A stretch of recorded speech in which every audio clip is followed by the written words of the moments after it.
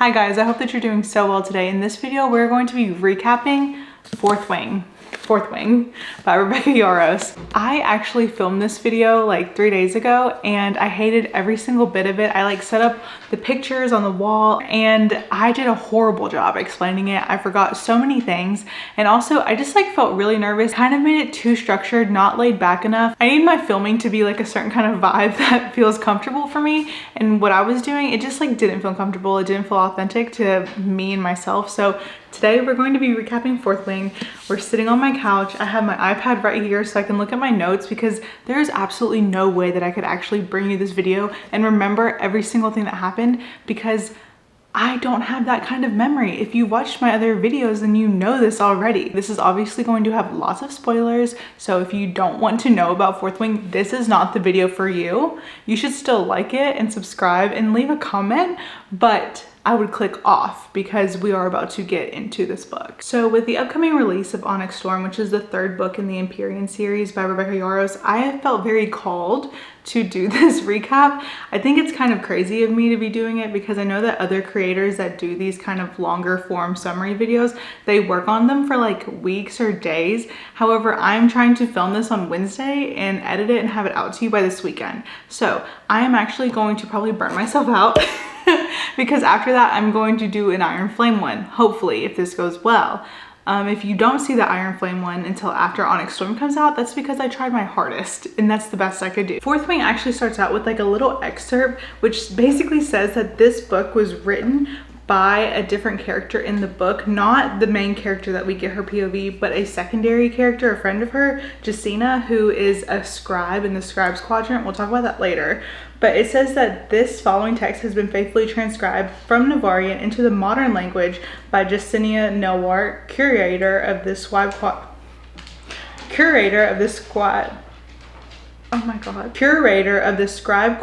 at Bagsgath War College. All events are true and the names have been preserved to honor the courage of those fallen. May their souls be condemned to Malik. That's pretty cryptic, okay? Just being really honest, it's very, very cryptic. So we start this book with the main girl. Her name is Violet Sorrengill. She's 20 years old. She is chronically ill and she has changed her entire life to become a scribe. And in Bagsgath War College, which is where this is taking place, you basically train to be in the job that you're going to do once you graduate from this war college. And there are 4 different quadrants that you can go into. The first one being the scribe quadrant. These people are the historians. They are the ones who keep records of all the books in the archives. You can also go into the infantry. These are the people that are like the weapon trained army. You can become a healer, you know, it's like a medic, and then you could also become a rider. And these are the most elite of the 4, and they are the dragon riders. They're highly skilled, highly trained, and literally prepared for death at any point in time. So Violet has trained her entire life to be a scribe because her dad was a scribe before he died. Her mom and her sister were both riders. Her brother was also a rider, but he has died in like the last big war that happened in Navarre, which was a rebellion led by Xaden Riorson. More on him later.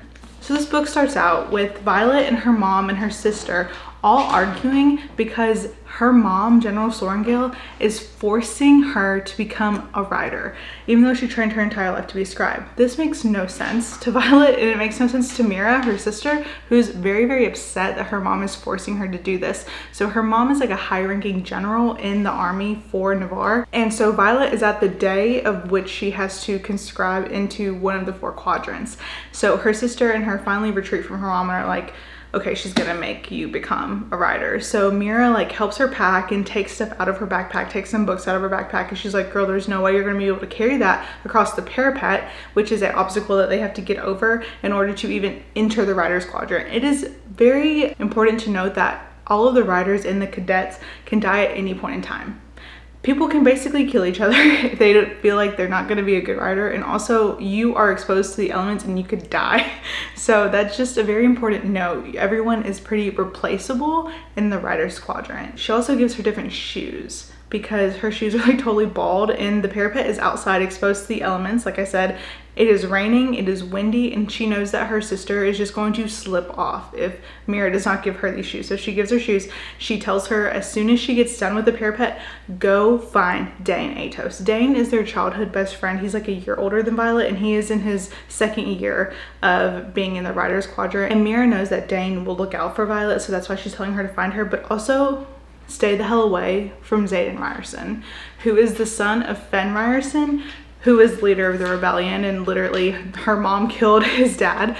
And you know, if he sees you, he's gonna want to kill you on sight. So a note about Xaden and all of the people in his inner circle, these are all going to be children of the rebellion. These are the people whose parents rebelled against the country of Navarre, and they were all killed, like mass executed. All the parents and all the children have to enter into the Writers Quadrant. It's like their way to atone for their parents' sin. They're all marked with like these relics, like these big tattoos that show that they are different than the regular people. So all of the rebellion kids have relics, have marks, tattoos all over them. And Xaden is basically, I think he's the oldest one, and he was the son of the leader of the rebellion. So he's like the most notorious. But what they don't realize is that Xaden has worked his way up, and he's a wing leader. So he's like one of the highest ranking, or he is the highest ranking kid, like student at this quadrant for dragon riders. So that's very interesting. Mira takes Violet to get in line so that she can go across the parapet. In line, she makes friends with Dylan and Rhiannon, and they're just kind of chatting it up. Dylan is talking about how he's so happy and excited to go through the riders and how he wants to get through the first year so he can get engaged to like his chocolate sweetheart. Violet realizes that Rhiannon's shoes completely bald, and if she takes one step onto that parapet, she's slipping off. So her and Rhiannon trade one boot with each other just so that Rhiannon can have better grip. And I think that's like so sweet of Violet, and it really shows the kind of character she is. Like, she is always going to be looking out for other people and their well-being. When they get to the parapet, they have to give the names to the people that are sitting at the front. These are going to be people who are in their second year or higher in the Writers Quadrant, because they have to keep the official record of all the people who are going through, because lots of them are going to die on conscription day going across this parapet, and they have to have an official list so that they can read out your name the next day when you're dead. So when she gets to the table, who is there? None other than Xaden Riorson. They have a little back and forth with each other. You're Violet Sorrengail? Oh, your mother killed my father. Good luck across the parapet. I don't know if he really says that, but that's what it feels like. So now Violet is waiting for her turn to go across the parapet. Her friend Dylan goes across, and he does indeed get going. He slips and falls, and he does because it is literally like a 1,000-foot drop into a valley. So he's gone almost immediately. Rhiannon goes across. It's a little wobbly, but she makes it through, and then Violet starts to go. And in a way to not so subtle world build, Rebecca Yarros says indeed make her recite Navarrian history so that she can stay calm. She did train her entire life to be a scribe. So anytime in this book where Violet is feeling just a little bit anxious and needs something to think about to like focus her, she starts like literally not so subtle world building and telling us history about Navarre. Unfortunately for me, none of that stuck. So I hope that it wasn't all super important. While she's going across, there's a commotion happening behind her. She turns and she looks, and none other than this other student in her cadet class, Jack Barlow, is behind her. And he is literally throwing people off the parapet, because you can kill people at basically any time in this book. So he's like getting rid of the weak people, and he's like, Violet Sorrengail, you are next, or something like that. And so she starts booking it. Rhiannon's yelling at her like, run! And so she gets all the way across the parapet. It's fine, everything's fine, she makes it. When she gets off the parapet, she goes and she finds Dane, and she's like, oh my gosh, like Dane looks good. The 1 year of being in the Writers Quadrant has done him very well. And not only that, but now Dane is a squad leader. So at Bagsgath War College, there is a quadrant. So in this, they're in the Writers Quadrant. And then they have the wing. So you'll either be in the first, second, third, or fourth wing. Each quadrant is going to have 4 wings. And then each wing is going to have a section. And the sections are going to be flame, claw, and tail. Each wing has 3 sections, and each section has 3 squads. So first, second, and third squad. It's a little confusing, but whatever. We're just gonna roll with it because none of this really matters. So honestly, other than knowing that Dane is the squad leader for the second squad in the second wing, I'm pretty sure. She does find Dane. She's like, wow, Hard Eyes, this guy is looking fine. He is indeed a squad leader for the second ring. I wrote it down. And he wants to find a way for Violet to get out of the Riders section very quickly. He does not want her in the Riders quadrant. He is concerned for her safety. They've always kind of had like this will they, won't they all throughout their childhood. And now they're like really feeling the push and pull of like being together, maybe not being together. But he is like a very strict rule follower. However, he wants to get her out of this Riders quadrant. He fears for her life. And she's kind of like, I made it through. So why can't this be enough right now? Like, I'm feeling good about myself for making it across this parapet. So many people have died, and somehow me and my chronically ill body has made it across. And so they can't figure out a way to get her out of the Riders quadrant. So instead, Dane puts her and her new friend Rhiannon in his section, in his squad. But after all the people get across the parapet that are supposed to get across, and you know, countless others die, they go into formation so that they can learn what squad and section and wing they're going to be in. So during this roll call, the wing leaders start talking and whispering to each other, and they're kind of like, that's strange, like they're watching him, and Xaden is looking right at Violet. They take Dane's whole squad and they move him to the fourth wing, which is the wing that Xaden is the wing leader of.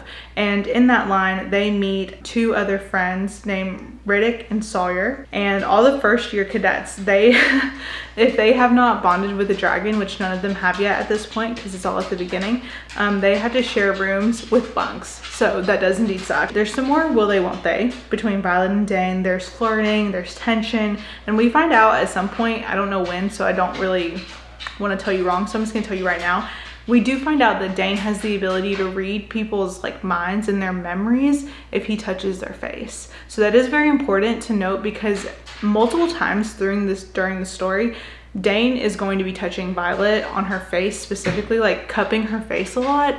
So basically any time that I say that Dane has showed up to talk to Violet, he is almost every single time going to be cupping her face. I may not say it, but just remember that it is happening almost every time. Violet is doing super duper well in her battle brief classes because she has trained her entire life to be a scribe. So she knows all the questions to the history part. She's able to look at the history and better strategize, because that's basically what battle brief is. They talk about past battles, they learn about the dragons, they talk about things that are currently happening in Navarre and in the villages around Navarre. So she's just like very knowledgeable in that. So she does very well in the academic part of the war college.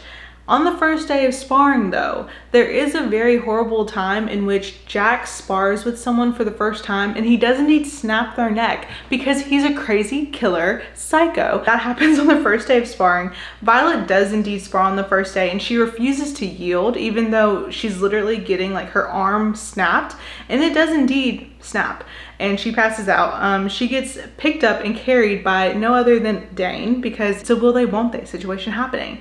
And so Dane is like freaked out, he's mad, he's trying to figure out a way again to get Violet out of the Riders quadrant. Now everyone is going to know that Dane has like allegiances with Violet, like that he is going to try to do things for her, and that's like kind of dangerous. If people know who the leadership's like weaknesses are, they're more likely to get targeted.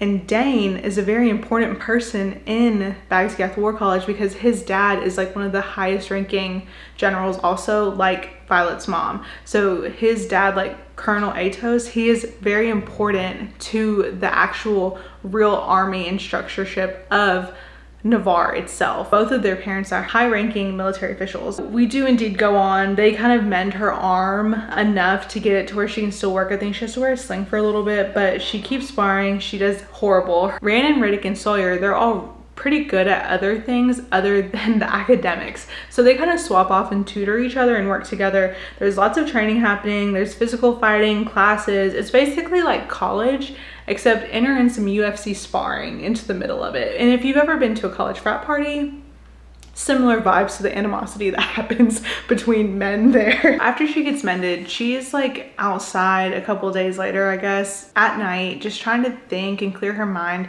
and she sees some figures approaching. So she like crawls into this tree. They're like right outside of the school, and she crawls into this tree, and she basically is like a fly on the wall because she sees that one of the people that has like their hoods up is Xaden. And Xaden is there meeting with other marked rebellion children, like his friends that are like in his inner circle, Garrick, Imogen, and Bodhi. Bodhi is his cousin. And all of these people are marked, and marked children are not supposed to gather in more than groups of 3 without like a chaperone or like a normal person, because it could be considered like you're forming another rebellion. It's just one of the rules that they have for the rebellion kids. And Violet is thinking, oh, they're like meeting because they're about to like really get into something. Like they're planning something and plotting something. It turns out they're just meeting to meet with the first years and just make sure that their time is going okay so far. Like, do they need any help? How is all the school going? And then they start talking about Violet. One of the guys says, when do we get to kill Violet Sorrengail? And Imogen, Xaden's friend, says, yeah, Xaden, when do we finally get to have our revenge? And Xaden narrows his eyes and looks at Imogen and said, I told you already, the youngest Sorrengail is mine. Now I'll handle her when the time is right. So now she's like, oh, I'm going to be handled. I'm gonna die, basically, is what she's thinking. All of the marked kids leave, except for Xaden. She does indeed get found out by Xaden because he is what the whole internet would like to call a shadow daddy. So his power, because every person that is a writer gets a power that they manifest through their true being and also their dragon, his power would be wielding shadows. So the shadows told him that Violet was there in the dark, hiding in the limbs, of course, and he's like, scream and you die. Like, tell someone that I'm here and you're gonna die. And she's like, are you just gonna kill me? Like, just go ahead and get it over with if you're going to kill me. And he's like, no, I'm not gonna kill you. And he basically just lets her go. And she's like, okay, that's strange. And he says, now get back to bed before your wing leader realizes you're out after curfew. And she's like, what? You are my wing leader? And he's like, and just leaves. After that, she goes through some more sparring lessons. She ends up like poisoning basically all of the people that she's sparring against because she cannot spar. She's not poisoning them to like the brink of death because she's not a psychopath like Jack Barlow, but she is poisoning them enough to make them incapacitated so that she easily wins the fights. She accidentally super over poisons one of her opponents, not to the point of death, but just to the point of where they literally cannot even show up to the mat, because what she's been doing is like pre-poisoning them so that they show up a little bit poisoned. So her next opponent, she kind of did too much. Filling in for her person that she was trying to poison, Xaden does indeed walk into the mat, and Xaden is like, he is going to mess her up, is what everyone thinks, because he's one of the best fighters that they have. And the professor is like, just watch and learn. And Dane is standing there like, don't you think that this is a little bit outside of her league? Like, she really shouldn't be fighting the wing leader. And Xaden's like, relax, like, I'm not actually going to hurt her. When I'm done teaching her, she'll still be in one piece. And Dane's still like, I do not think that's fair. And Xaden is like, no one asked what you think, squad leader. And so everyone's just kind of like, okay. And he disarms himself. He fights with her. He like teaches some things. And Xaden is like, is Dane always that overprotective? And Violet says, well, he cares about me. And Xaden says, well, he's just holding you back. Your poisoning secret is safe with me. And she's like, oh, I didn't know. And also, wow, fighting you is so hot. It's just like the true life of being a 20-year-old and just being so down bad for everybody. Anyways, they fight and she loses and whatever. All of this fighting and sparring is to prepare for the gauntlet and for threshing. These are two words that really don't mean a whole lot outside of the world of Fourth Wing in this way. So the gauntlet is basically an American Ninja Warrior / Wipeout style course in which you have to get past it to be able to qualify for threshing. So threshing is the actual dragon bonding event that all of the cadets go to in order to try to get bonded with the dragon. It is very important to note here though that not every single person that is a cadet is guaranteed to bond with the dragon. It is ultimately up to the dragons that are available whether or not they want to bond. Like, they are not forced. Everything that goes with the dragon pairing is really based off of what the dragons want, not the people. the dragons choose the person that they think is worthy to be their rider. Sometimes there aren't enough dragons for all the cadets, and sometimes dragons just straight up don't think that there's anyone worthy of them. Sometimes the dragons don't like your vibes and they just completely incinerate you. So all of those things are possibilities at threshing. But before that, we have to get through the gauntlet. So here's a picture of what the gauntlet looks like. Like I said, it's American Ninja Warrior meets Wipeout. She can't get up the gauntlet. She finally figures out a way with some like nudge and encouragement from Xaden, even though he's like her enemy and everyone says that he wants to kill her and he says that he'll handle her, yet all he's doing is like actually genuinely helping her and teaching her stuff. So we don't really understand what's happening with that. So she goes and she gets up the gauntlet. She has to use her dagger as a way to like hit into the rock wall and like pull herself up because she's not strong enough to do like the rope climbing all the way. When she does that, one of the other wing leaders of like the second wing, her name is Amber, she's disqualified. She cannot use that knife. Xaden is like, meh. And she's like, you cannot like respect lawlessness under your wing. And Xaden just like looks at Violet and is like, are you gonna say something about this? And Violet says, a rider may only bring to the quadrant the items they can carry. And Amber's like, you're literally gonna quote the codex to me? I'm a wing leader. But Violet just keeps going and she says, and they shall not be separated from those items no matter what they may be. For once carried across the parapet, they are considered part of their person. So the daggers that she has brought and won while she's been sparring and everything that she brought across the parapet are considered part of her person. The dagger is an extension of herself, therefore she can use it to get up the gauntlet. And Amber is just like really pissed about that. And Xaden's like, she has you, Amber. And she goes, well, it's a technicality. She looks at Violet and is like, you think like a scribe. And Violet's like, well, I did train my entire life to be one. She makes it past the gauntlet. People also can die during the gauntlet. Some people did die during the gauntlet, but not Violet because obviously this book is about her. They do like this walk by of lots of the different dragons that are available. And the dragons just kind of get to see your vibe. They kind of got to just like read your energy, and if they don't like your energy, they will indeed take their flames and scorch you to death, which does happen to the person like right behind Violet, so that's very traumatizing. At the end of the line of dragons though, there's just really cute tiny golden dragon, smaller than the rest of the dragons by far. And so Violet's looking at her like, oh, she's so cute, like she's kind of like beep. And then they go on to threshing. So they're like at this place near the school. I don't really understand the logistics of where they are, like out in like an open field or in a forest or something similar to that. All of the people who are cadets all go out and just kind of like walk around aimlessly until they find a dragon or a dragon comes up to them or whatever. I don't really understand the logistics of it. Like I said, she overhears Jack Barlow, that crazy psycho, and two of his friends saying like, let's go kill that little gold dragon. Let's find it and murder it because it's tiny. Jack says it's for the best. It's unrideable, a certified freak, and you know feathertails are useless in combat. They refuse to fight. And Violet's like, oh shit, I cannot allow this to happen because I'm small and weak and frail. And so this dragon does not deserve to die just because they're small and like different than everyone else. So she goes to find them and she finds Jack and his two friends cornering this golden dragon. Xaden is watching, but during threshing, no leadership is allowed to like step in or interfere. Xaden is standing there watching while Violet fights hand-to-hand combat, fights Jack and his two goons, and she like rips apart Jack's shoulder, and this little golden dragon is just standing there watching this happen basically.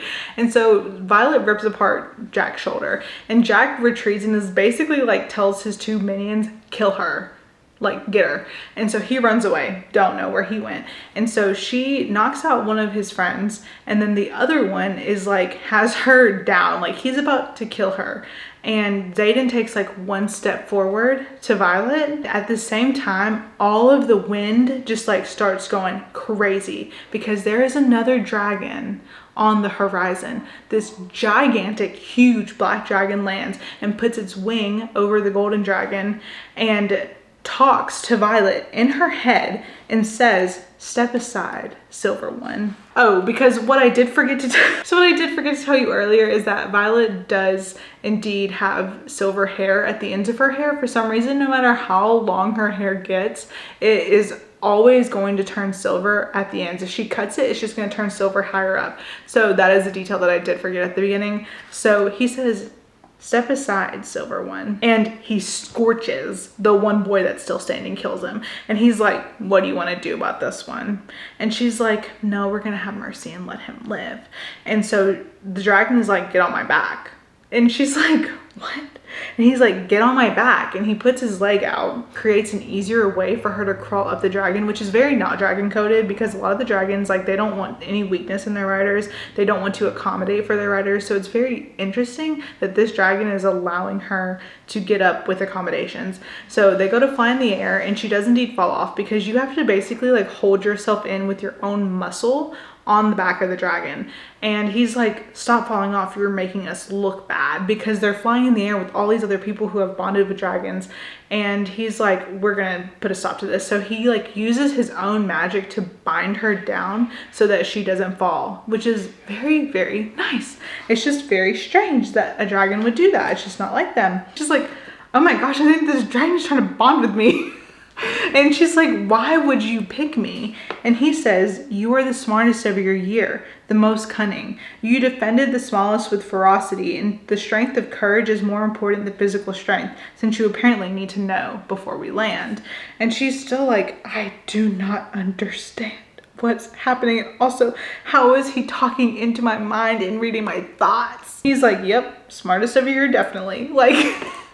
He's so funny. They go to land, and he's like, you have to tell the person that's taking roll my name so that they can know that I am your dragon. And she's still like, wow, I can't believe it. And she goes to walk down to where they're writing down the roll of the riders and their dragons, and her mommy's there. And they're all talking about her dragon. And it's like, you bonded with this big dragon? And she's like, yeah, I did bond with this big dragon. And so the roll keeper is like, what's the name? And he tells her the name, and his name is Taryn. And so she says Taryn. Well, actually his name's a little longer, but he goes by Taryn. And then she's talking to like the roll keeper girl about how cool her dragon is. And then another voice clocks in her head and goes, and Andarna. That's gonna be the tiny little dragon that she protected. So she tells them that, and all hell breaks loose, because no one has ever bonded with two dragons before. So the humans all freak out, and they like go to me. They're like, can they even have two dragons be bonded to a person? And the dragons are basically like, they cannot tell us what to do. Like, the dragons choose what they want to choose. It's not up to the humans to dictate whether or not someone has one dragon, even though that's like only thing that's ever happened historically is one dragon. They cannot stop us from making two people or two dragons bond with one person. So too bad, so sad. But the dragons still have to go and meet. So during this time of the dragons meeting, Dane is talking to Violet, and Xaden is there too. And Dane is like, you have to pick the little golden dragon, because the little golden dragon will allow you to just be a teacher. You won't have to fight. You won't have to go into battle. The dragon's not even big enough to carry you. You have to pick the golden one for your safety. And Violet's like, why? I'm not going to choose. Like, why can't I just have both of them? And then Dane drops the bombshell that Taryn, Violet's new big black dragon, is bonded mates with Xaden's dragon, Sigale. So they're a bonded pair, meaning therefore they can never really be separated for more than like 3 days, because they're a bonded mated pair, and being away from each other can cause agony, which will then be like put into the people. Because one very important thing to know in Fourth Wing is that a dragon without its rider is a tragedy, but a rider without its dragon is dead. So literally, if the dragon gets so sad from being away from its mate, or if something happens to them and they die, their person dies too. Like, the dragon can still live without the rider. If the rider dies, sometimes they might die if it's like if they were like so deeply bonded, but a rider will die if their dragon dies, period. So basically, Taryn choosing Violet has now locked her into a lifelong commitment with Xaden and his dragon Sigale. Dane is super mad about this whole thing happening, because he has feelings for Violet, and now Violet is now forever locked into like a lifelong partnership with Xaden. And Dane is so pissed off about that, and he's like, you were there when this happened. And Violet's like, yeah, but he left right after Taryn showed up. And Dane goes, so Xaden was there when you defended Andarna? And then Taryn just showed up. And Violet's like, yeah, what are you getting at? And Dane says, don't you see what Xaden's done? And Xaden goes, tell me what you think I did. And Dane says, you manipulated the threshing. And Xaden's like, you're so paranoid. Is that an official accusation? And Dane's like, did you step in? And Xaden was like, no, but did I see her outnumbered and wounded and want to help? Like, yeah, you're telling me that if you would have saw her out there getting like her ass kicked, you wouldn't have done anything? You would have let her die? And Dane was like, yeah, because it's illegal for me to help. And then Xaden goes, you know what else, Atos? You should be wondering who else saw this fight happening. You should be asking if Sigale saw it, his dragon, because his dragon was there when Violet was fighting off these people in order to save this small dragon in Darna. And so they're like, oh, it was Sigale. Like, she saw what Violet was doing and she called Taryn through their bond mating, and he came and he was like, you know what, she's worthy, and picked Violet. Like, get off my dick, Dane. God, he's making me mad. What we found out from that is Violet now has 2 dragons. Dane did indeed admit that he would watch Violet die, and Sigale and Taryn are mated pair. So that's kind of a summary of that. After she gets bonded with a dragon, we find out that the cadets move out of the barracks and into their own rooms. Dane talks to Violet, kind of like apologizes, even though he keeps saying that being around Xaden is going to get Violet killed, and then he kisses her. There's like kind of awkwardness. Flight lessons begin the next day. Taryn has to use his magic to hold her in. Whenever he's not holding her in, she literally falls and he has to catch her. So she keeps falling out of her seat a lot. She goes down to the archives after flight lessons one day to meet up with her scribe BFF, Jacinia, who is the person who transcribed this entire book from recovered correspondence, which is a scary thing to think about. But she meets up with her scribe BFF, Jacinia, and they kind of catch up, and Violet asks her to find this children's book that Violet had to leave behind, that Mira took out of her pack whenever they were getting ready for conscription day. So she asks Jacinia, can you find me this like old folklore book that was something that my dad left me, but they should have a copy of it because this is the archives. They have copies of every single book ever made. So this folklore book is the old folklore myths of Navarre, and this one is about 3 brothers. One of the brothers is bonded with a dragon, another brother is bonded with a griffin, which is like another mythical creature in this, and then the other brother got jealous of the 2 and he stole direct magic from the source. I don't really know what the source is, but the source, without the conduit of a bonded dragon, because that's how people get magic in this world, is through their dragon. If they don't do it and they take it directly from the source, this like corrupts their soul and transforms them into venom, and they can wield raw destructive power at the cost of their own whole morality and humanity. So basically turns them evil. She just wants a copy of this book because it was like her favorite book that her and her dad always like talked about and read. Justini's like, I'll try to find it. There's more training, more flight training. When she gets back to the courtyard, Dane like confronts her. Sorry, I had to change my battery. So she's fighting with Dane after she gets off of the flight field because he's mad at her. He finds out that she can't keep her seat, like she's like falling off the dragon, and he's basically like saying like, you're weak and you're using ways to get through all of this rider stuff that is like the easy way out. It's super dishonorable. And what Dane is saying to Violet is that basically he's afraid that she's not going to make it through graduation, like she's going to die, Xaden's going to get her killed, and he's like, you know exactly how I feel about you, whether or not I can do anything about it, and I'm so terrified about that. And she gets pissed. She's like, you know what? This place cuts away the bullshit and the niceties, revealing whoever you are at your core, which is something that he said to her at the beginning in the summer. And she's like, isn't that what you said to me? Is this who you really are at your core? Someone so enamored with the rules that he doesn't know when to bend or break them for someone he cares about? Someone so focused on the least that I'm capable of that he doesn't even realize that I can do so much more. Like, you are so focused on what I'm bad at that you don't realize that I am so smart. Like, I've made it this far. Why does she have to constantly prove herself to Dane? And so she says, let's get one thing straight. The reason why we'll never be anything more than friends isn't because of your rules. It's because you have no faith in me. Even now, when I've survived against all the odds and bonded not just 1 but 2 dragons, you still think that I won't make it. So forgive me if you're about to be some of the bullshit that this place gets away from me. She walks from the flight field into the courtyard and she sees Xaden and one of Xaden's friends, I think Garrick, is with him. He like looks at her and like makes a face, and she like flips him off because she's in a bad mood, and he kind of raises his eyebrow like, okay. She meets up with her friend Rhiannon, and then someone starts screaming coming out of one of the buildings, and he's just like freaking out, and he's reading everybody's thoughts out loud. Like he's looking at people and pointing at them and saying like, you're thinking this and you're thinking this and you're thinking I've gone crazy. His power is manifesting because each person who bonds with a dragon gets a specific power unique to them, and his power is that he can read minds. He's an intrinsic, which is a death sentence in Navarre, because your thoughts and your memories are too precious to be read by someone else, because you know, you don't want people, even the higher up people, don't want you being able to read their minds and know their intentions. And Xaden is now staying next to Violet while this madness is happening, and he's like, if you value your secrets, you need to clear your thoughts now.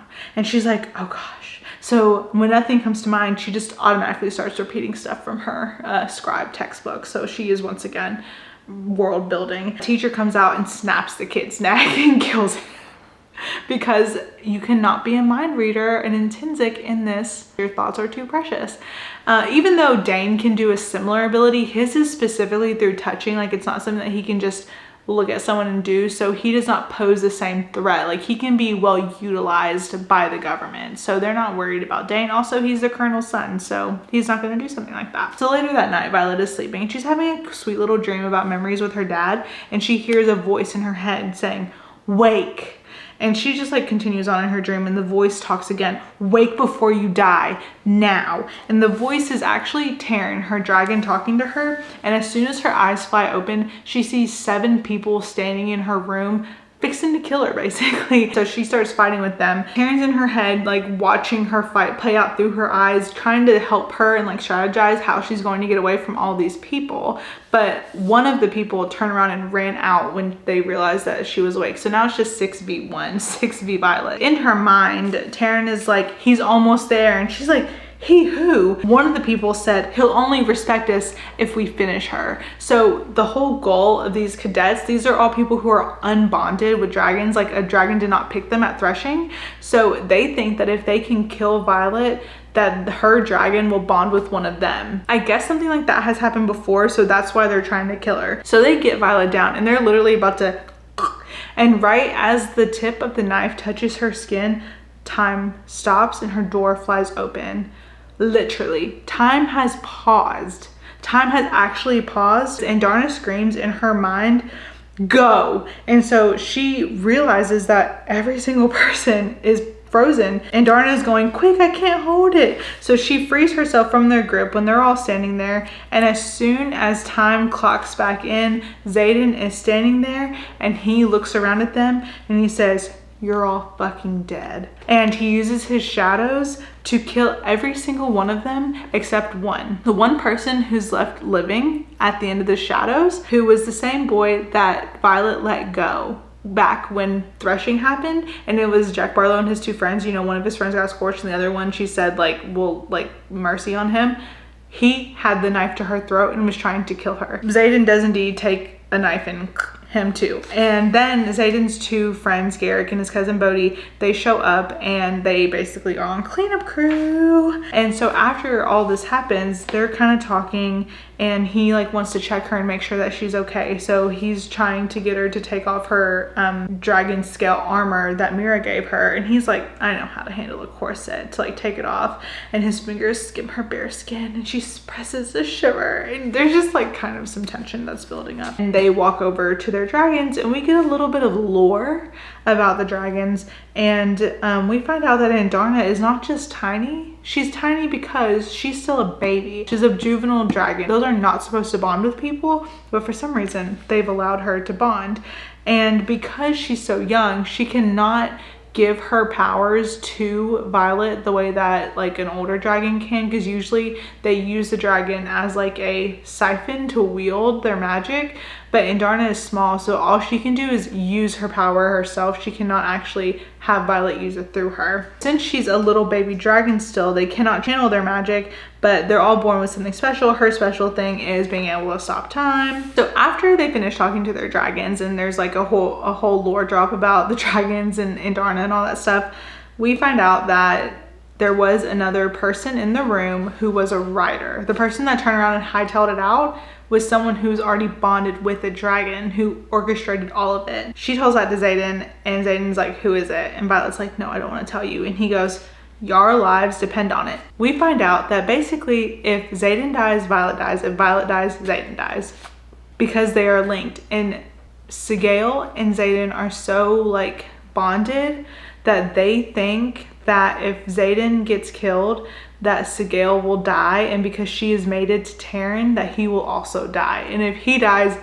Violet dies. It's just like a domino effect both ways. The next day at formation, they read the names of the people that died, and they announce that there has been like a major breaking of the codex, and that someone tried to kill someone in their sleep, because that is the one time that you're not allowed to attack someone, is when they're sleeping. Dane and all of his squad, so that means Violet, Rhiannon, Sawyer, and Riddick, they're all standing there in the formation, and Xaden gets up to the front and he says, early this morning, a rider in my wing was brutally, illegally attacked in her sleep with the intent of murder by a group primarily composed of unbondeds. He's like, as we know, this is a violation of the codex, a capital offense. And he's like, I took care of everyone else, but there's one person who fled. He's like, I call you to answer for your crimes against Violet.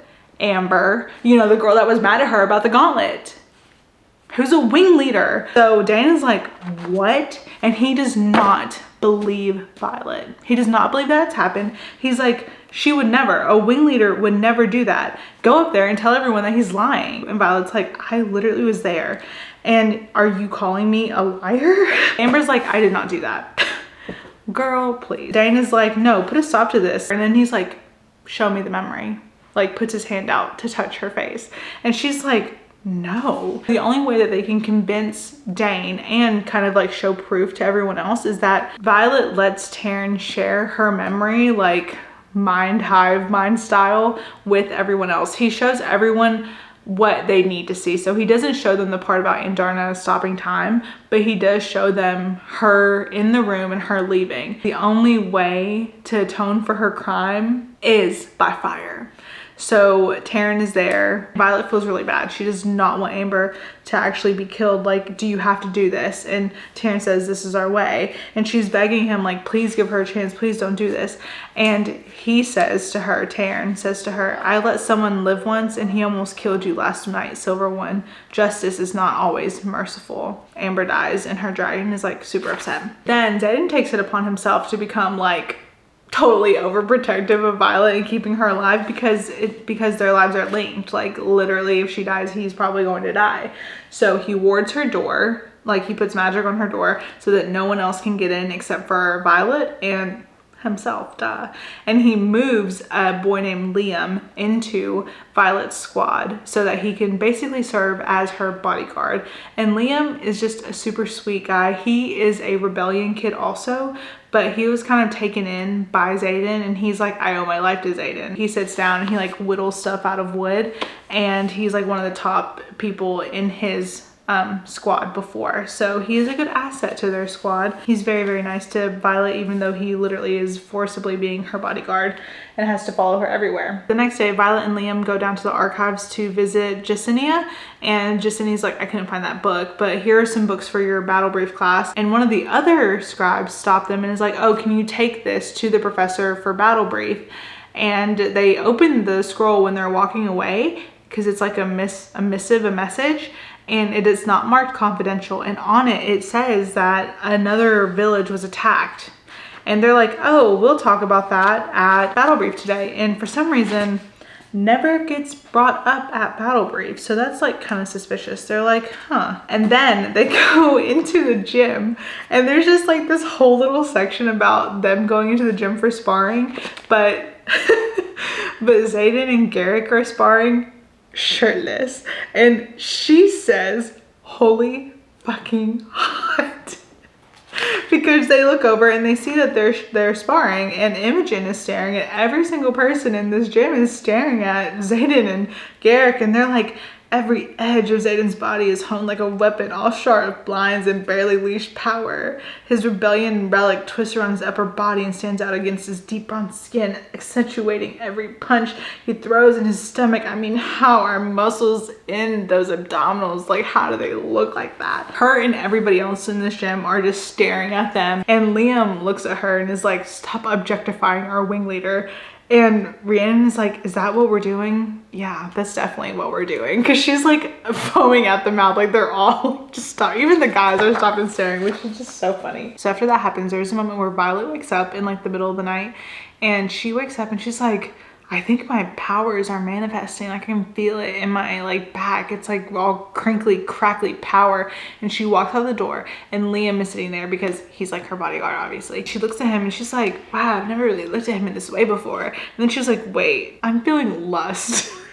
Like she's like so horny for no reason. And she's like, I've got to get some air, Liam. Please don't follow me. So she runs out to the courtyard. And when she gets to the courtyard, no other than Xaden is already there. He's standing there, he's like smoking the Navarian equivalent of weed outside. So they start talking and he's basically like, yeah, you're feeling this way because our dragons are mating right now. So we're getting like residual turned on from the matings of the dragons. And you have to learn how to build a wall in your mind, Violet.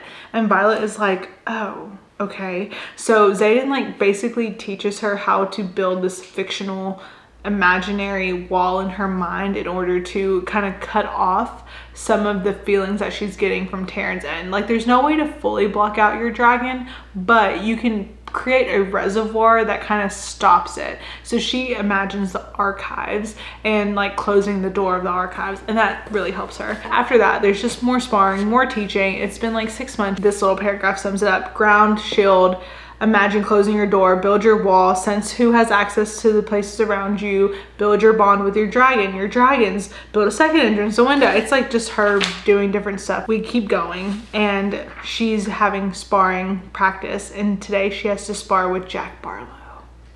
Yeah, you know, the crazy psycho who tried to kill her golden dragon. And Terran is like, kill him. And she's like, no, I'm not gonna do that. So they start fighting and he starts choking her out basically. And he starts using his powers on her to choke her out even more. And he's allergic to oranges, which is something Violet found out. And right before he's about to like literally choke her dead, she like throws oranges at him from like a vial that she had, like orange extract. I don't really know exactly what it was. And he starts freaking out. He wheezes and like jumps off of her and she's fine. So at some point in this book, Xaden started calling her Violence, and he like only refers to her as Violence. He won't refer to her as Violet. Oh, also back when they were feeling like horny for no reason, Violet did indeed kiss Xaden, by the way, but that kind of goes like unnoticed. So it was a big moment, but like they kind of like brushed it off afterwards. So Violet is still not manifesting a signet power, but she does indeed find out that Rhiannon has the ability to summon. So like if she sees a book across the room, she can like make the book disappear and then reappear into her hands. At some point we find out that her friend Sawyer can manipulate metal. I'm thinking like Magneto. And then Liam has the ability of farsight, so he can just see like really far away. And Liam has also whittled her a tiny little Terran like dragon, which is so sweet. Final half of the semester, they are preparing for war games, which is just like them versus the other wings. The professors assign a different task to each squad. They want them to find something that someone who is the enemy would want, like something that would be advantageous to an enemy in a fight. All the leadership is gone, because this is to see how the squad works together in case something happened to leadership. So they're thinking like, what would the enemy want? And Violet goes, we should totally steal the map in my mother's office. And you know, General Sorengale, she has an updated map of every single outpost and like all of the current things that are happening in her office. So they're like, hell yeah, let's steal that. It's kind of like a mini heist. I don't really know how to describe it other than they do secretly sneak into her mom's office. But while they're in the office, there are some missives, like some notes written to her mother that Violet reads and she finds that are kind of sus. One of the notes that she finds says that there have been raids around one of the cities called Athabine and that it spread their wing like way too thin. She's like begging for reinforcements. Like, if we do not get reinforcements at our post, we're gonna have to abandon it. The situation is dire. I know that you get dailies, like daily updates about what's happening, but I would be remiss if I didn't tell you that I am writing to you personally to please find us reinforcements. And she's like, huh, maybe they're not telling us about this in battle briefs because they don't want to scare us. And then the other missive that she reads on her mom's desk says, protests regarding conscription laws are growing within the province of Tyrrendor. And Tyrrendor would be the place that the rebellion was kind of focused around. That's like where Xaden and his family are from. So they're saying like, we cannot afford to lose the support of the people again. Perhaps we need to like up this spending at these outposts for defense. And we need the people to know that they're needed. And if not, we're going to have a lot of unrest. Like, we're already having unrest. And they're saying that they don't want to end up suppressing the unrest with force. And she's like, what the hell? But we're not learning about that. But she's starting to kind of question the leadership of Navarre because things are not really adding up. Like, this is all really fucked up. But they steal the map and they win their little section because everyone's like, wow, that's a hella perfect thing to steal that everyone would want. So after that, they end up going on a field trip to an outpost outside of the wards that Violet's sister Mira is actually stationed at. And when they're there, Mira gives Violet her book copy of the folklore book that she wanted back at the beginning that she asked Justinia for. And while they're there, they talk about war games, which is supposed to be like upcoming and also the end of the year. And during this, we find out that Xaden can actually talk to Violet through her mind, like the same way that the dragons can, because in this scene, Dane and Xaden are kind of going back and forth at this outpost, and she whispers to Xaden, don't be a dick. And Xaden says back to her, you haven't seen me start to be a dick. But she says it he says it in her mind. And so she like looks at him like, how are you doing this? It's like, well, it's the same way that we can all talk to each other's dragons. Like, she can talk to Sigil, Sigil can talk to her, like, because they're all mated and not because they're all of them, because their dragons are mated, bonded pairs, they can talk to each other. So then Mira, Dan, and Xaden all start talking to Violet, and they're all kind of bickering with each other when Taryn yells into Violet's mind, there's a drift of griffins heading your way. So griffins would be indeed the other mythical creature in this. In this world, I think that the griffins and their riders are bad guys. Like, they're the ones that are still creating unrest and like stealing stuff and pillaging. So they are like trying to get away from them because the griffins are going to be attacking the wing. And since they are still in school, this is not a fight for them. Like, they are not the people who are actually the soldiers, the riders that are graduated and expected to fight in this. So they make all of the people who are still in school, all the riders that are still at Bagscath, leave. 2 weeks pass, we find out that Mira was indeed fine. Like, the drift of griffins that came did not hurt her personally. And her and Xaden are just kind of still in this bickering thing that they have going on. Taryn asks her, which they speak through the mind, he says, are you pushing for a reason? And Violet says, can you give me one not to? Like, give me a reason why I shouldn't keep pushing him. And Taryn says, he cares for you. That's already hard enough for him. Violet says, he cares about keeping me alive. There's a difference. And Taryn says, not for him, there's not. So there's starting to be some underlying, like, maybe they're starting to like each other right now. War games begin. And the fourth wing, you know, Xaden's wing, is put up against the first wing, which happens to be the wing that Jack Barlow is a part of. And for this to win this section of war games, it is basically like capture the flag, but capture the egg.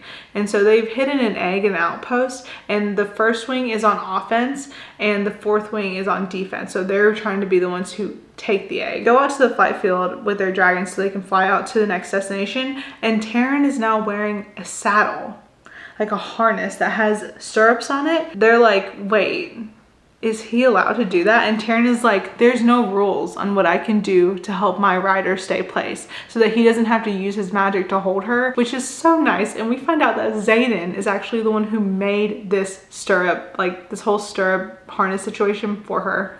You've got to be joking. That is literally so sweet. More flirting happens between the two of them. And when they're flying to the outpost, they see a tower where the egg is because, you know, Liam has the farsight. And they see Jack. and Jack starts fighting in the sky with Liam and his dragon D. Now Violet is watching as Jack jumps onto Liam's dragon, stabs Liam through his side, and then pushes his body off the dragon. And literally Violet is freaking out. She's like, we've got to go get him. We've got to go get him. She tells Andarna, we have to stop time. So Andarna freezes her power just fast enough for Taryn to catch him and save Liam. And it works. They get him. After they save Liam, she looks up into the sky and she sees Jack back on his own dragon. And he has his sword in his hand and blood is dripping from it. And she just gets so pissed off. And she says, power crackles above me, swirls around me, wraps along my feet below me. I am the sky and the power of every storm that has ever been. I am infinite. And she screams and she brings down her hand and she shoots lightning at Jack. And he falls down the mountainside and he dies. And Taryn says into her mind, lightning wielder. So now Violet has officially gotten her signet. Like, she is a lightning wielder. That is her power. While this is like so cool and badass, she's freaking out. And we find out that her squad did indeed get the egg and Liam is alive. Violet goes back to her room and she's like super upset about her signet, and Xaden shows up and they start having a heartfelt conversation about how she feels like her signet that she has now gotten is just like an omen of death. This power is enough to kill so many people, and she feels horrible about it because Jack is the first person that she's ever killed.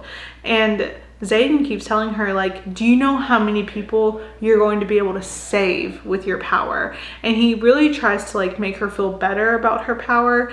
And of course he comforts her, and Violet kisses Xaden, and they yeah, you know, they start and it's happening, and they go all the way, and lightning is literally shooting out. Like, she is like wielding her powers. There's lightning shooting in her room, there's lightning cracking outside, and it's like destroying furniture. And the next day, her and Xaden do have a conversation that's basically just like, yeah, we can't be together. Like, don't fall for me, he says to her.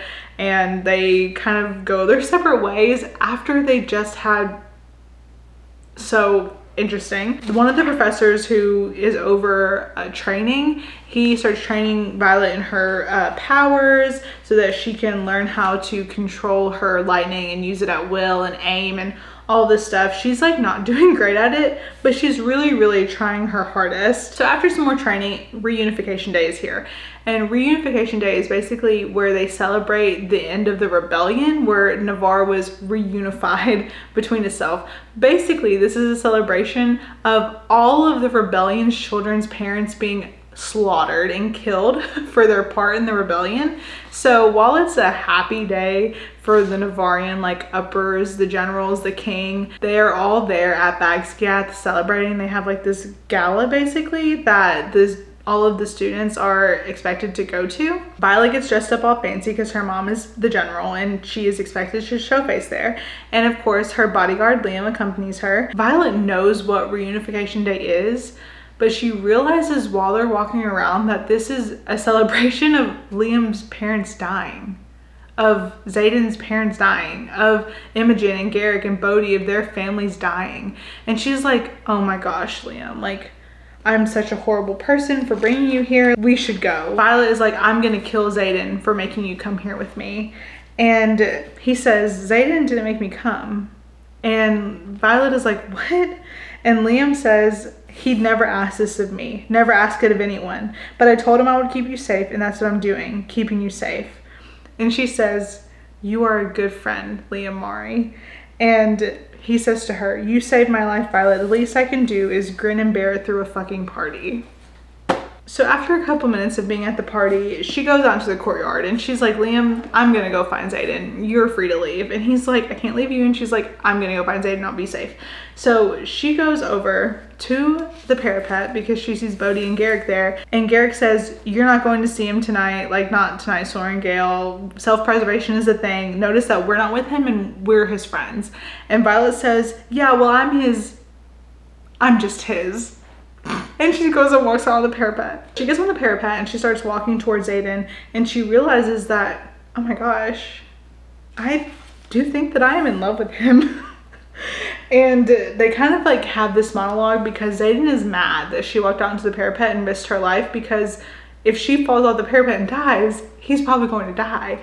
And she's like, well, you're out here too. And he's like, my signet is literally shadows. Like, there's no way that I'm falling off this parapet because the shadows will keep me up and alive. And she's like, okay, well, maybe I didn't think this out the way that I wanted to fully, but you know, I'm here now. And they kind of go back and forth, and there's a little bit of like a love confession happening.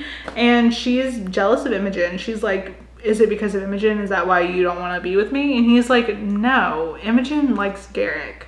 And she's like, oh. And she says, you want me. And no, I'm not just talking about bed. You want me, Xaden Riorson. You might not say it, but you do one better and show it. You show it every time you choose to trust me. Every time your eyes linger on me, you show it with the sparring lesson you don't have time for, and every flight lesson that pulls you away from your own studies. You show it when you refuse to touch me because you're worried I don't really want you, and then show it again when you take the time to hunt down violets before a leadership meeting so that I don't wake up feeling alone. You show it in a million different ways. Please don't deny it. And she keeps going, and she's like, you think that we don't have a future and that you're scared because you think that I'm not going to like you if I find out more about you. You're afraid because we're setting ourselves up for heartache. Basically, they confess their love for each other, and they go back to the room, and then there's a sudden pounding at the door, and Xaden's like, go away.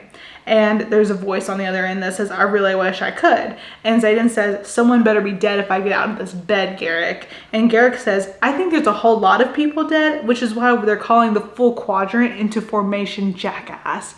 And so they're freaking out. And Garrick says, go get your flight leathers, and you better bring Soren Gill with you too. We're under attack.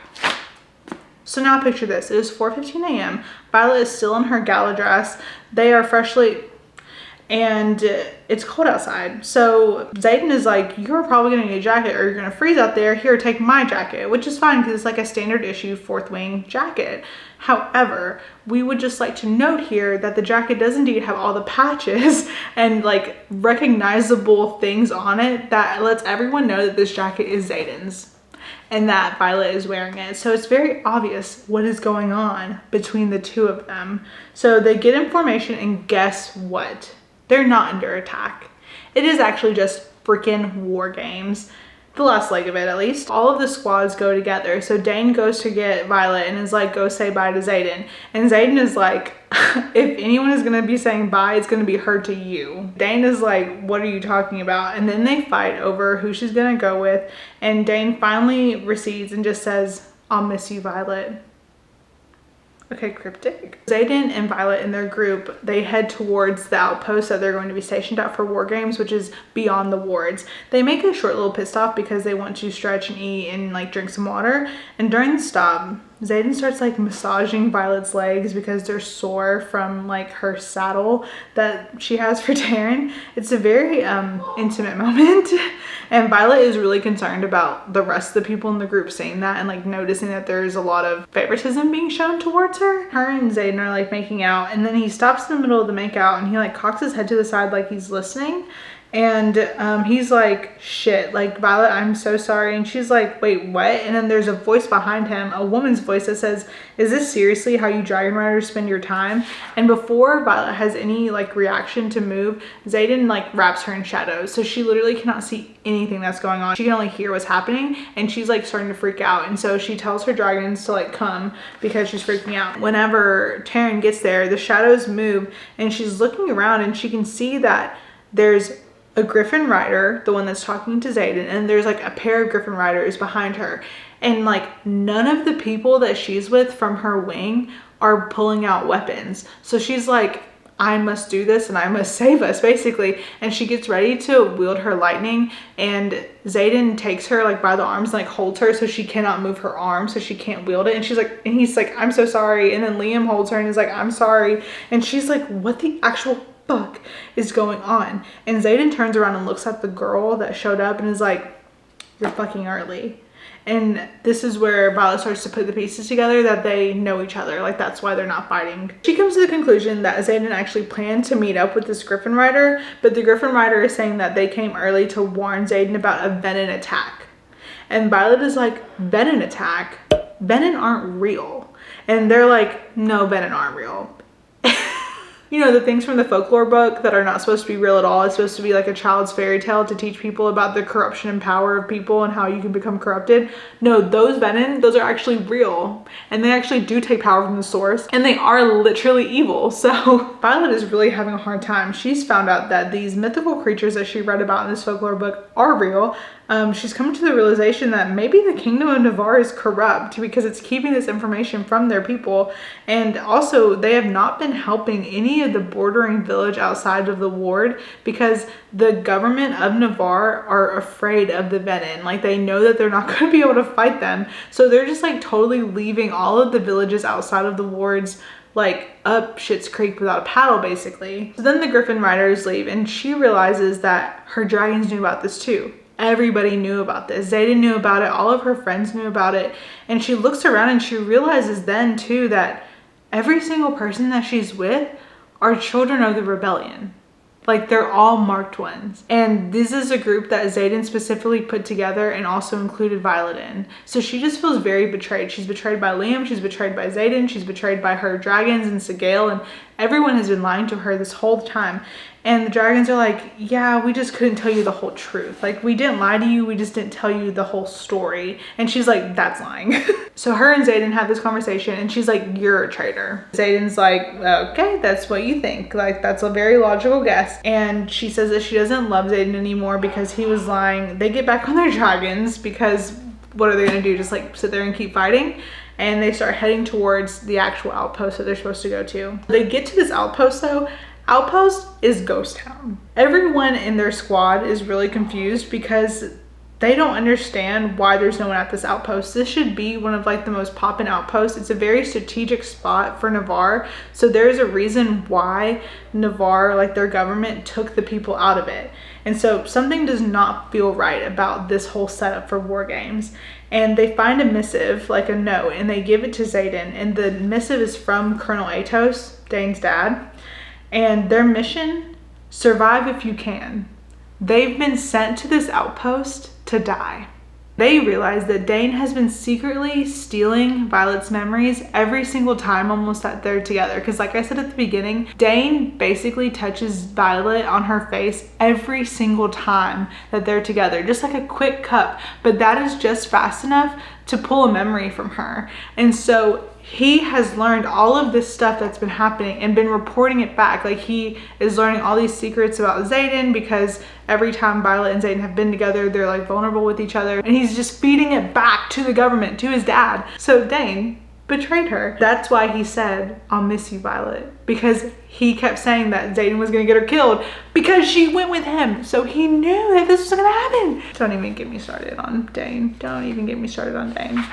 Anyways, they've been sent to this outpost to die. What the missive says is that this letter is to test their command. They have the choice of abandoning the village of their enemy or abandoning command of your wing. And so they're like, wait, what does that really mean? So they use Liam's farsight to look, and Liam sees at the village nearest the outpost, there are venom attacking the village. Like, killing all the people. They're using their magic to like destroy the town, and they're trying to get to something very specific in the village. One by one, each person really has to decide whether or not they want to stay there and fight or if they want to be guaranteed to live. This decision actually goes by very quickly. All of the people in the squad are like, we are riders. We defend the defenseless. These people are defenseless. They've been left here, like Navarrian government left them here with no help to be murdered, to be slaughtered and killed. It comes around to Violet, and Violet is like, Taryn, what do you think we should do? And Taryn is like, we'll feast on their bones, Silver One. They get on their dragons in order to have like the flying advantage, but when they start flying, they see that Wyvern are there. Wyvern are like beasts, they're like dragon-like creatures that are created from venom. A venom can create Wyvern to fight on their behalf. Everyone starts shitting their pants. There goes the height advantage of being in the sky. But there's a huge fight sequence that happens, and I really can't explain every single thing that happens in it because it's just like a lot going on at once. Venom and the riders, they're going back and forth trying to kill each other. The dragons and the wyverns are attacking each other, and the griffins, the people that came to warn Xaden early about the venom attack, they're there too trying to help. Violet is trying to use her lightning strikes to strike at the venom, but she literally just like keeps missing. And eventually she actually hits one of the wyvern, one of the dragon, like one of the created creatures, and it goes down. And the venom are like, huh, that's really weird. Some of the riders from their squad are down on like evacuation duty, so they're getting people out of the town. So they're trying to keep the fight kind of away from where the people are. During this battle that's happening, Liam's dragon D starts getting into a fight with a bunch of wyvern, and they're kind of like really ganging up on the dragon, and Liam is not safe anymore. So Violet and Taryn go and get Liam and put him on Taryn. But while that's happening, they're watching his dragon get completely like beat down, eviscerated. They literally watch D get killed. And like I said before, a dragon without its rider is a tragedy, but a rider without its dragon is dead. So since Liam's dragon got killed by the wyvern, Liam now has minutes to live. Like, it's not even like Jack like stabbed him through the side. Like, he is dying because his dragon died. Sweet Liam Mari. Liam starts to die and Violet is freaking out. She's like, what can I do to help? And Taryn is like, there's no way, like this is what it is. Like, there's no way to stop this. And so Liam is calm and he's like, it's okay, Violet. I need you to take care of my sister. She's going to be going into the Riders Quadrant next year. Her name is Sloane. And Violet is like, okay, I can do that. I can take care of Sloane. And she just feels so useless and there's nothing she can do. She's like, how can I have all this power and be so fucking useless? And he's like, good, that's good. Thank you for promising to take care of my sister. He says to Violet, and I know you feel that he betrayed you, but Xaden needs you. And I don't just mean alive, Violet, like he needs you. And Violet's like, okay, I'll hear him out. And she says, thank you, Liam. Thank you for being my shadow. Thank you for being my friend. And he says, it's been my honor. And his breath starts to rattle and he starts to struggle to breathe. And Xaden shows up. Xaden helps pick him up and like take him over to his dragon so that he can die next to his dragon. He dies. Like, sweet Liam, who's been nothing but like perfect and a great protector, he dies. That was absolutely horrible, but we have to jump right back into the fight because it's still happening behind them. So they have to get up and go. There's a quote at the beginning of this chapter 37 that says, but it was the third brother who commanded the sky to surrender its greatest power, who finally vanquished his jealous sibling at a great and terrible price. Violet starts trying to use her powers more, and she finally figures out that if you kill a venom, you kill all of the wyvern that they created. So she uses her lightning and she like takes down one of the venom.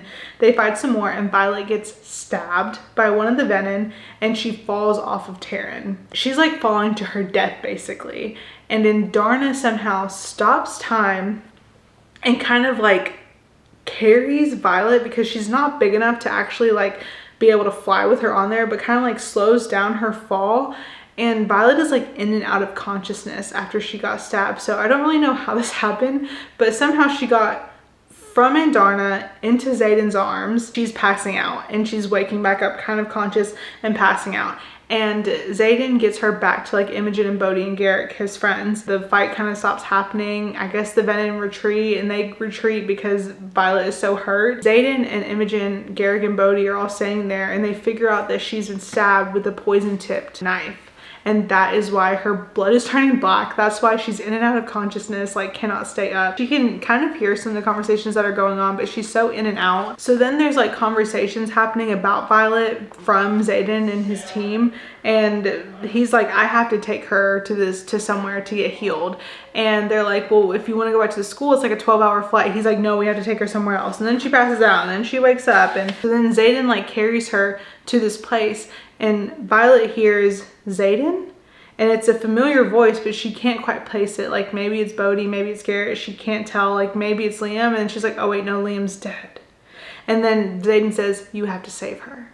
And that ends Violet's part in this book. And then there's a chapter here by Xaden. Chapter of Xaden is him just like freaking out. It's been like days and she's like still asleep, but she's been like worked on. And finally she wakes up and she doesn't really remember what happened, but then she talks to her dragons and the dragons tell her what happened, and she starts freaking out, and she's still mad at him, but they're trying to figure out what their next plan of action is. Like, is she going to go back to Navarre and tell them all the stuff that happened? Is she going to tell them that they're traitors? He's still convinced that Violet loves him, and he keeps saying to her, like, you still love me, it's possible, and I'm not afraid of hard work, especially when I know how sweet the rewards are.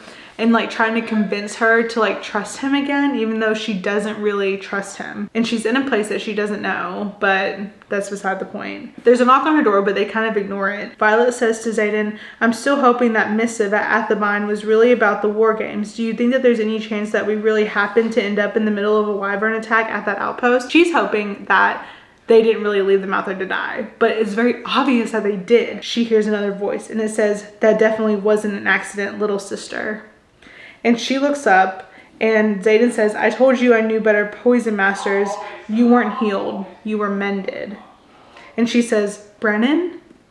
And Brennan grins and looks at her and says, welcome to the revolution, Violet. So that's the end of Fourth Wing. And I hope that I didn't miss anything major that happened in the book, but I tried to include everything that I could think of that was major important to the book. I hope I did it justice, and I hope that it helps you get ready for Iron Flame and subsequently Onyx Storm.